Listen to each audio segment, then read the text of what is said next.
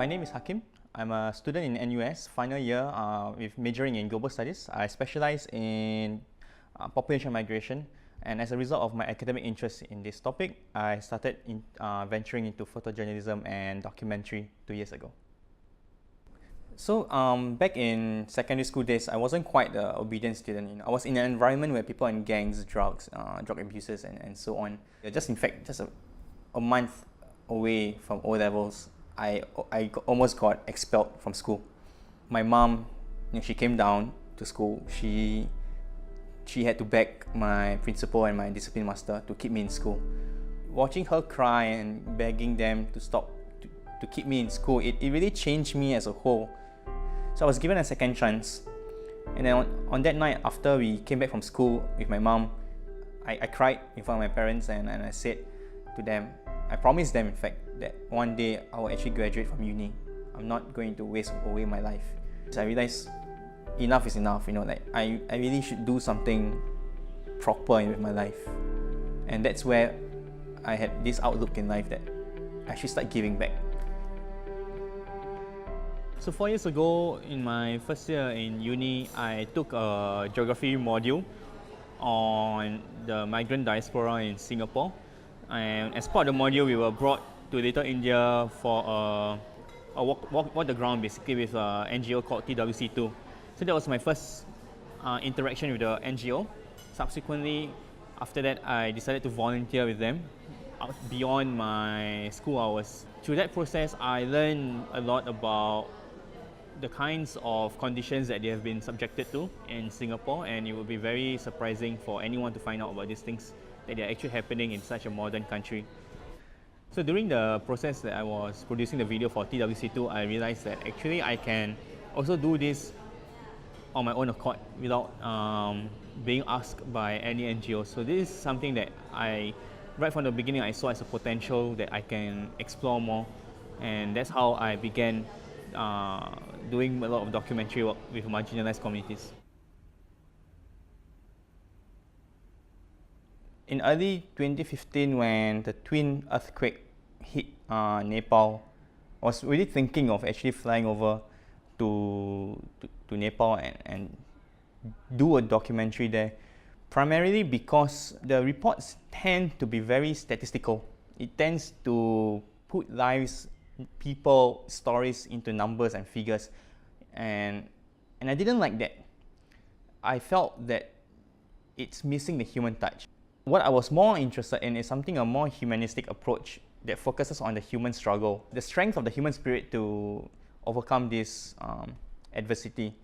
So I already had all these ideas and intention, and I felt like the timing was perfect for me to actually dive into it. But then I had a few friends who basically told me not to go because of my own safety. So I had a little bit of resistance in that portion, and it kind of slowed down the process. And then one fine morning, I had a friend who texted me, "Do you want to go to Nepal?" Right? She's the first person who said that, and I said, "Okay, yes." Without hesitation, we said yes, and the following weekend, we flew to Nepal, and that was basically the transition that I had from local communities to abroad. One important thing about photojournalism is you must be able to catch the right moment, and then you must be able to deliver a story, manage to tell the audience what kind of story is actually behind this particular picture.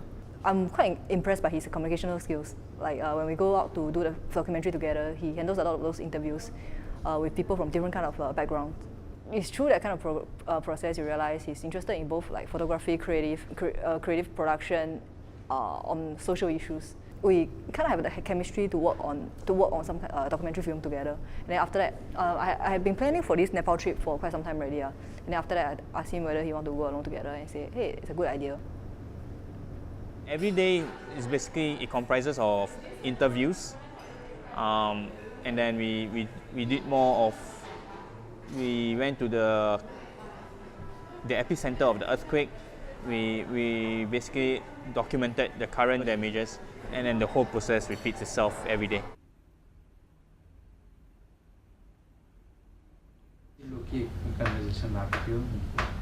त्यही हो उहाँ बाहिर जानुभएको थियो बिहान अनि 11 बजेतिर मात्र घरमा आउनु भएको भए पनि त्यो दिन नानी पनि मसँग आउँछु भनेर धेरै रोक्यो नानीलाई पनि बोकेर आएको हो तल टोयलेटमा यसो छिनेको बुवाले बच्चा समातेर बाहिर जानुभयो एकचोटि मुख हेर्छु भनेको नि फेरि बच्चा मसँगै आउला भनेर नहेरिकन पहिला नि जानु पर्दैन भन्नुभएको अनि नानु आउँछ भनेर छेकेर मुखै नहेरिकन गयो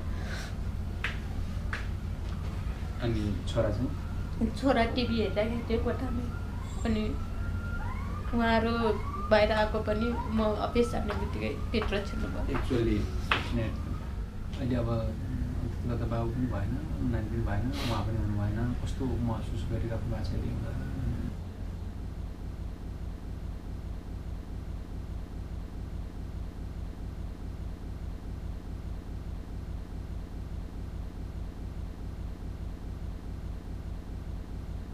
When I asked her, how does it feel like being the only survivor in the family and what are your hopes for the future now? She stopped crying. She was sobbing all along, then suddenly she stopped crying, and it was such an intense moment that silence was much stronger than the tears. Coming from Singapore, where we are very sheltered from any kinds of crises or disasters, we don't know the value of loss. We don't know the value of having our family members around us. We don't know the value of something being taken away from us forcibly and having to live through that experience. I learned to appreciate all these small things in life much greater. Having a house, having a family, having a safe country to live in. By being of service to people of marginalised community and telling the stories on their behalf, I realized that I also learn things on my own. I also develop myself. It's not so much of me serving them, but their experiences also taught me so many things. So that was when I decided that this is actually something that I want to do for a lifetime. After the first trip to Nepal, at that moment I seemed not to be able to move on. Like I feel like the story is incomplete. People over there sees us as a beacon of hope, someone to bring in help to them, right? So we decided that, okay, this is something that we can use a documentary, we can use what we have covered, the material that we have, to raise funds. So for the first trip to Nepal, I managed to raise, if I'm not wrong, $1,000 over US, purchased as mini winter blankets for entire village.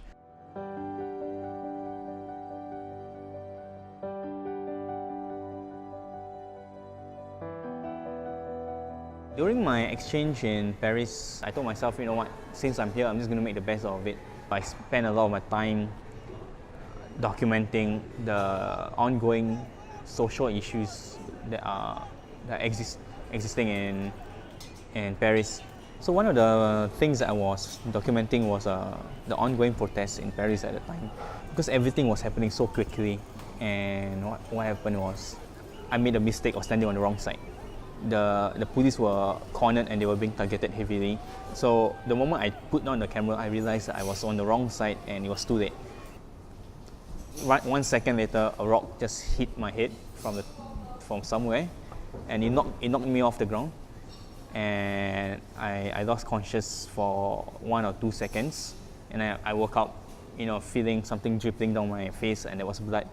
And the next thing I knew, other photographers and journalists, they just grabbed me from under my arm and just pulled me out, and that was one of a life-shaking moment for me. At the same time, the refugee crisis was concurrently happening in all around Europe, and I knew that the moment my semester ended and I have that 1 month break before I head back home, I wanted to use that 1 month entirely in Greece to find out more about this issue. So when I was in Greece, I had the opportunity to work on a story, an article about seeing the world from the perspective of a refugee child. So as part of the project, we had to spend a lot of time basically just following the child from morning to evening, and basically just being there with them, right? So we also grew much closer as a result of the time spent together with the family. So there were the 3 kids. There's a The eldest is 13-year-old, second eldest, a boy, is also 7 years old, and the little girl is 3 years old. So they were very adorable, and seeing children living in such conditions, it reminded me of my own nephews and family at home, and I felt very sorry, and I felt very helpless. On our last day, I was at the car park with the eldest, Ismail, and I told him that, okay, today's my last day, and I'm not coming back tomorrow. I'm going back home tomorrow, you know. And he paused. He looked at me in disbelief, and after that he just ran up to me. He's a very short kid, you know. And then he ran up to me and he reached out for my neck and he kissed me. I think in line with their culture, when you're bidding goodbye to someone, you kiss the cheeks 3 times. So that's what he did to me, but more than 3 times. He just continuously kissed me, and on my cheek, telling me not to leave, telling me to stay longer, you know. And he was very upset, and that was a very difficult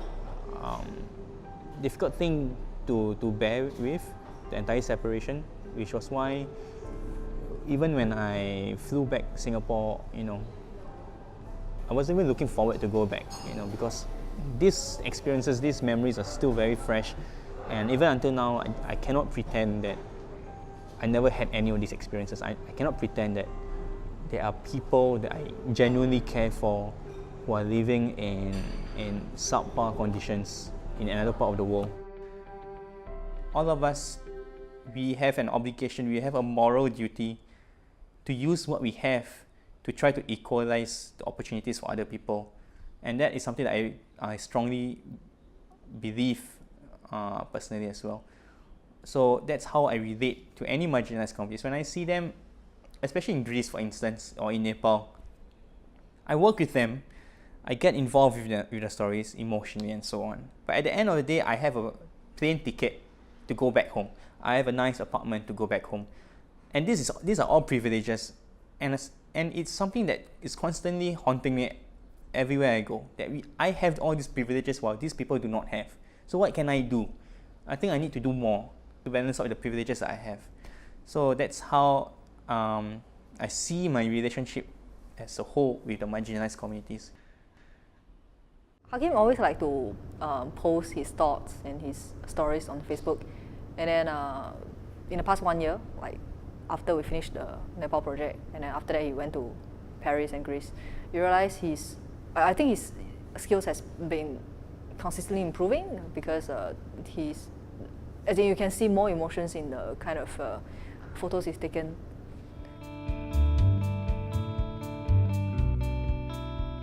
I see this as a very important opportunity to actually engage with the students within the students community, because they are subsequently the next group of people that I want to target after my own group of friends.